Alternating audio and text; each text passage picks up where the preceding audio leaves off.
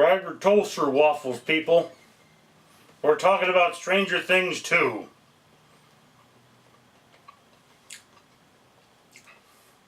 That is Stranger Things, the second season. Much anticipated, finally seen. I'm utterly obsessed with these not bad toaster waffles. These aren't authentic though. They're off-brand, but yeah. So here's the thing. Stranger Things, of course, is a television series centering around a little girl named Elle, played by Millie Bobby Brown, who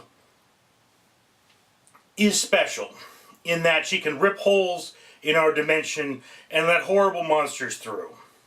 So, of course, the hole she ripped in our dimension in the first thing is still there in the second season. And, of course, things are coming through this hole. Now, in addition to the original cast, we have the likes of Sean Astin and Paul Reiser joining the original people there, like Winona Ryder.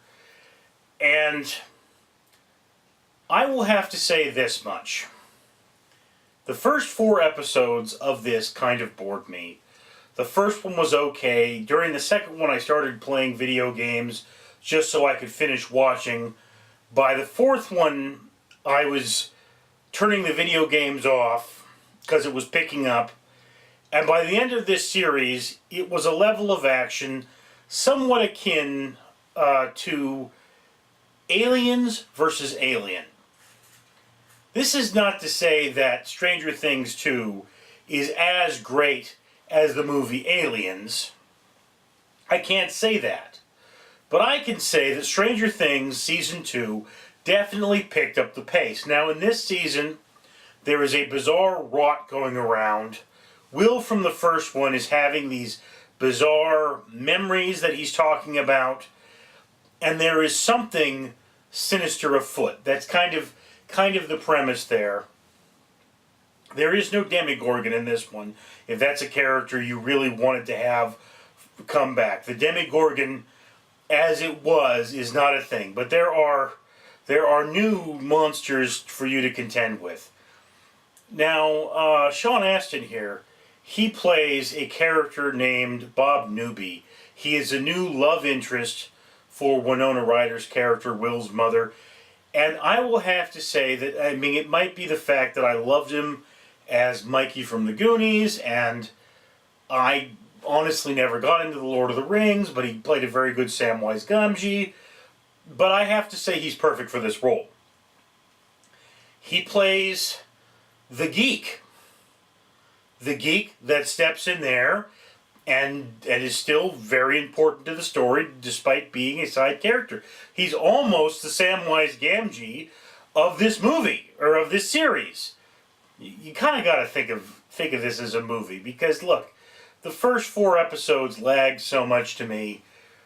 You know you're pushing through them to see something better. I know I'm the kind of person, I don't have a lot of tolerance for slow things. I will tell you that I sat my brother down, had him try to watch the first season of Stranger Things, and he couldn't get through the first episode. He just couldn't do it. So there are people who are worse off than me. But trust me on this one, it is worth seeing this one through to the end. Now, Paul Reiser, of course, you will remember him from Aliens as the corporate scumbag. Okay, and yeah, he may be kind of scummy in this one, he may not be. It's played in the middle during a lot of this, but he is not quite the same character he was when he played Burke. He is playing a doctor, taking the place of the original doctor who was running the laboratory. He's trying to keep things contained. He's in a difficult position, and whereas I don't necessarily feel greatly for this character, I did enjoy his performance. It wasn't as much as Harbour, who plays the sheriff. And, you know, the sheriff and his interaction with Eleven. We always knew Eleven would be back. That's pretty much shown at the beginning. Her relationship with the sheriff has grown considerably in this one. I don't want to give anything away, but I have to point out one thing that took me aback. their relationship is shown out of sequence. So when you look at it, you have to understand things are not happening in a chronological order. Again, Eleven's character becomes far more independent, far more adjusted. We expected these things.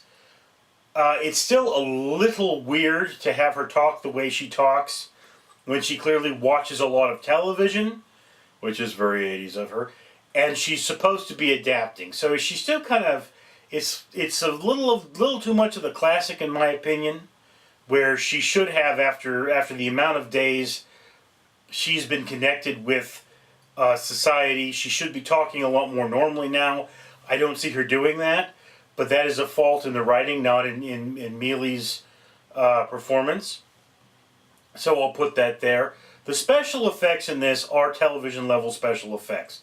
They are a little better than what I would see on NBC. They're not quite like Star Trek-esque special effects. They're better than television series normally are. But hey, a lot of television series are stepping it up. So it's like, look, there is no point when I looked at a computer-generated model and said, that is a real thing. I'm looking at these things going, yeah, I know that exists in the computer. I know it's not real. That is who I am as a viewer. But do understand, when I watched Jurassic Park, I was never fooled by the CGI in that. And that's some of the best CGI to date. Really, it is. And you know, it was mixed with practicals, which gave it that reality, because you saw the things up close. It's like, okay, this thing's definitely real. Then you saw them from a distance. But when I saw them from a distance, I was like, yes, that's a computer-generated model. And I saw it in theaters. So when I look at Stranger Things, I see a lot of computer-generated models. I see a lot of computer-generated effects.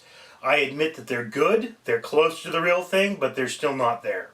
For me, I see that. But again, I have 20/10 better than perfect vision.